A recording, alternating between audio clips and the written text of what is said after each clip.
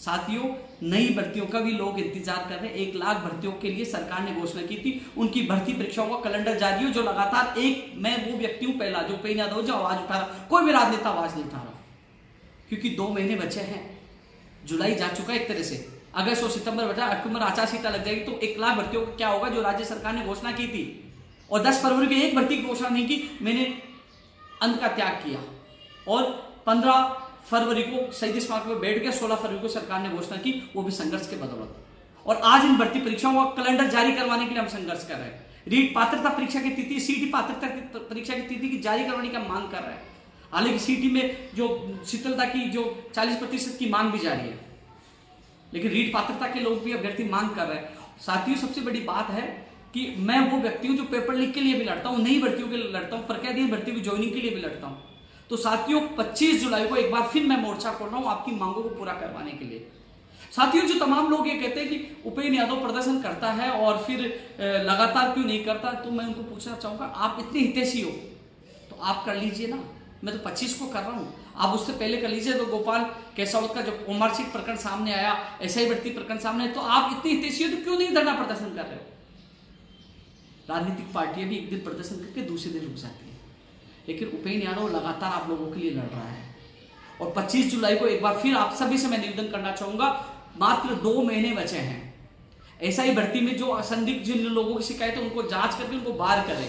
EO भर्ती में जो ओमारशीट प्रकरण जो आ रहे हैं, इनकी भी जांच होनी चाहिए। किस किस के पास वो लाभ पहुंचा है, किस किस सदस्य का रोल है, सबकी जांच होनी चाहिए। ईओ के साथ न्याय होना चाहिए, ईओ आरओ भर्ती के अभ्यर्थियों के साथ न्याय होना चाहिए। तो साथियों, 25 जुलाई को सुबह 10 बजे हम लोग शहीद स्मारक पर इकट्ठे हो रहे हैं। ये जो ओमारशीट प्रकरण की पूरी जांच हो, गोपाल केसावत के कनेक्शन किस किस नेता से थे, किस किस आरपी सदस्य थे, उसकी पूरी जांच होनी चाहिए। ईओ को न्याय मिलना चाहिए, चाहे सीबीआई से जांच करवाए, चाहे किसी भी संस्था से जांच कराए, ईओ को न्याय मिलना चाहिए। क्योंकि सवाल उठा जो ओमारशीट जो वायरल हो रही है, उसका सच सबके सामने आना चाहिए। अध्यापक भर्ती में चयनित अभ्यर्थियों की ज्वाइनिंग अगस्त या सितंबर 1 तक होनी चाहिए। हालात ये गंभीर बने हैं कि मुझे नहीं लगता कि जिस प्रकार जो प्रक्रिया चल रही है, जिस प्रकार धीमी प्रक्रिया चल रही है, अगस्त एंड तक परिणाम जारी होगा और ये लोग सितंबर में, यानी कि सितंबर एंड में भी आचार संहिता लग सकती है। तो सभी युवाओं से अपील करना चाहूंगा, अध्यापक भर्ती के भी अभ्यर्थियों से भी, फर्स्ट ग्रेड के अभ्यर्थियों से भी, और पीटीए से तमाम जो चयनित जो भर्तियों के एग्जाम दे चुके हैं उन सभी अभ्यर्थियों से निवेदन करना चाहूंगा कि 2 महीने आपको 25 जुलाई को सुबह 10 बजे कर्मचारी चयन बोर्ड पूछ रहा है, यानी कि प्रक्रियाधीन भर्तियों की नियुक्ति प्रक्रिया भी पूरी करवाने के लिए, पेपर लीक माफिया ओमारशीट प्रकरण को लेकर जांच हो, न्याय मिले युवाओं को, और साथ में जो 1 लाख भर्तियों की जो मांग कर रहे हैं, चाहे वो चिकित्सा विभाग की हो, चाहे चिकित्सा शिक्षा विभाग की हो, सभी विभागों की जो बात करें, चाहे वो पंचायती राज जेईन हो, चाहे कनिष्ठ अनुदेशक हो, चाहे वो ब्लड बैंक के जो तमाम लोग हैं जो मांग कर रहे, तमाम भर्तियां हो, पर्यटक जो गाइड्स मेरे साथ आए थे उनकी मांग हो, युवा बेरोजगार की तमाम मांगों को लेकर 25 तारीख को मोर्चा खोल रहे हैं। साथियों, जो युवा हितैषी बनने की बात कर रहे हैं वो करिए ना, कौन कह रहा है, वो आपके साथ नहीं आएंगे, केवल सोशल मीडिया पर ही आपको ज्ञान देंगे, वो कहेंगे ये क्यों कर रहे हैं, ये क्यों कर रहे हैं। साथियों, एक उपेंद्र यादव है जो साथ खड़ा रहता है। मुझे पता है कि 2 महीने बच के संस्कृत शिक्षा विभाग की, चाहे कंप्यूटर अनुदेशक हो, चाहे 3rd ग्रेड हो, चाहे लाइब्रेरी पीटीआई हो, उनकी विज्ञप्तियां भी जारी करवानी है, और सामान्य शिक्षा विभाग में भी कंप्यूटर अनुदेशक सहित कई भर्तियों की विज्ञप्तियां जारी करवानी है। यानी कि 1 लाख जो भर्तियां हैं, जो राजस्थान पुलिस हो, चाहे एसआई हो, चाहे पीटीआई हो, तमाम, चाहे फर्स्ट ग्रेड हो, चाहे सेकंड ग्रेड हो, चाहे रीट पात्रता हो, चाहे सीटी में जो छूट का मामला चल रहा हो, तमाम मांगों को लेकर 25 जुलाई को एक बार हम मोर्चा खोल रहे हैं। सभी युवाओं से मैं अपील करना चाहूंगा, 25 जुलाई को आप सब पहुंचे अधिक से अधिक संख्या में, क्योंकि लास्ट आंदोलन होगा, ये लास्ट आंदोलन है। इसके बाद आपको पता है कि अक्टूबर में आचार संहिता लग जाएगी, सितंबर एंड या अक्टूबर में आचार संहिता लग जाएगी, उसके बाद भर्ती प्रक्रियाओं का रास्ता भी बंद हो जाएगा। इसलिए जो तमाम अभ्यर्थी चाहते हैं कि मेरी 1 लाख भर्तियों में मेरी भर्ती है, मेरी भर्ती की विज्ञप्ति जारी हो, तो 1 लाख भर्तियों के लिए निकलिए घर से। जो लोग चाहते हैं मेरी भर्ती जो मेरी चल रही है उसकी नियुक्ति आचार संहिता से पहले हो, अगस्त सितंबर में, वो भी निकलिए। और जो लोग चाहते हैं कि गोपाल केसावत जिन्होंने जो ओमारशीट प्रकरण की जांच हो, ईओ आरओ और एसआई भर्ती के अभ्यर्थियों के साथ न्याय हो, जो चाहते हैं पेपर लीक माफिया, ओमारशीट ठगी करने वाले सबके खिलाफ कार्रवाई हो, वो जेल के अंदर हो, और ये कानून जल्द से जल्द प्रभावी तौर पर लागू हो। तो हम सबको मिलकर हम लोग पूरा प्रयास कर रहे हैं 25 जुलाई को। तो आप सबसे मैं निवेदन करना चाहूंगा कि जो सोशल मीडिया पे जो आवाज उठाने वाले युवा हितैषी नहीं है, वो हितैषी तो मैं देखूंगा ना, आइए ना 25 जुलाई को साथ देने। वो केवल चुनावी समय वो अपने आका की, अपने या नेता की निर्देश तो केवल ट्वीट और कमेंट करके माहौल बिगाड़ने का काम कर रहे हैं। कई युवा बेरोजगार है जिनके मुगित में दर्ज है, वो मुगित में वापस होंगे।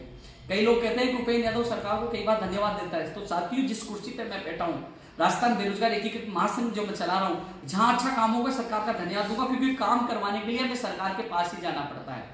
और काम करवाने के लिए मुझे जिस यानी कि मुख्यमंत्री के पैर पकड़ने पड़े तो मैं पकड़ूंगा, क्योंकि मुझे 1 लाख प्रतिदिन भर्तियों को भी पूरा करवाना है, 1 लाख नई भर्तियों की विज्ञप्तियां भी जारी करवानी है, और जो कानून हमारे संघर्ष के बदौलत है उस कानून को प्रभावी रूप से लागू करवाकर पेपर लीक माफिया, ठगी, दलाल सबको जेल के अंदर डलवाना है। तो तमाम युवाओं से अपील करना चाहूंगा कि 25 जुलाई को सुबह 10 बजे अधिक से अधिक संख्या में पहुंचकर इस आंदोलन को सफल बनाए। ये एक दिवस से 1 दिन का ही आंदोलन है, मैं आपको बता दूं 1 दिन का ही आंदोलन है, और 1 दिन में ही आप हजारों की संख्या में आइए, क्योंकि चुनावी समय सरकार और सबकी नजर रहेगी कि चुनावी समय यदि हजारों लाखों की संख्या में पहुंचते तो सरकार को भी मजबूरी में संज्ञान लेकर हमारी मांगों को पूरा करना होगा। तो साथियों, 25 जुलाई 1 दिन आपके भविष्य के लिए जो तमाम लोग हैं जो नई भर्तियों का इंतजार कर रहे हैं, लंबित भर्तियों को पूरा करने का इंतजार कर रहे हैं, पेपर लीक माफिया के खिलाफ कार्रवाई की मांग कर रहे हैं, पारदर्शिता के साथ भर्तियां हो, आरपीएससी के कमीशन का भंग हो, यूपीएससी की तर्ज पर कर्मचारी चयन बोर्ड और आरपीएससी के सदस्य अध्यक्षों की नियुक्ति हो। कर्मचारी चयन बोर्ड का अध्यक्ष महोदय जी कभी भी जा सकते हैं। सुनने में आया कि इस जुलाई में, इसी महीने में कभी भी वो जा सकते हैं। तो नया अध्यक्ष आएगा, तो ऐसे में 3rd ग्रेड का जो लेवल 1st और 2nd का परिणाम भी कैसे जारी होगा जब अध्यक्ष नहीं रहेंगे, नए अध्यक्ष में समय लग जाए। तो साथियों, हमें चाहे कर्मचारी चयन बोर्ड, चाहे आरपीएससी के सदस्य अध्यक्षों की नियुक्ति करवानी हो, जो भी यूपीएससी की तरफ पर ईमानदार, कर्मठ और सही व्यक्ति की नियुक्ति हो, जिससे भर्ती परीक्षाएं पारदर्शिता के साथ हो। तो साथियों, 25 जुलाई को आप सब लोग अधिक से अधिक संख्या में पहुंचे, क्योंकि साथियों मैं खुद बीमार हूं, एक्सरा हुआ है और सीटी स्कैन हुआ, शाम तक मेरी रिपोर्ट आएगी, लेकिन फिर भी मैं बीमार होते हुए भी आप लोगों के लिए लड़ने के लिए 25 जुलाई को हम लोग सब मिलकर वहां लड़ेंगे। आप सब लोग अधिक से अधिक संख्या में पूछिए। ये लड़ाई हम आप लोगों की, आपके माँ बाप के सपनों की, एक गरीब युवा बेरोजगार की लड़ाई है, किसी राजनेता, किसी राजनीतिक पार्टी की लड़ाई नहीं है। उपेंद्र यादव पहले भी साथ था, आज भी साथ है, हमेशा साथ रहेगा। 25 जुलाई को सुबह 10 बजे अधिक से अधिक संख्या में सही विस्तारक जयपुर पहुंचे। धन्यवाद।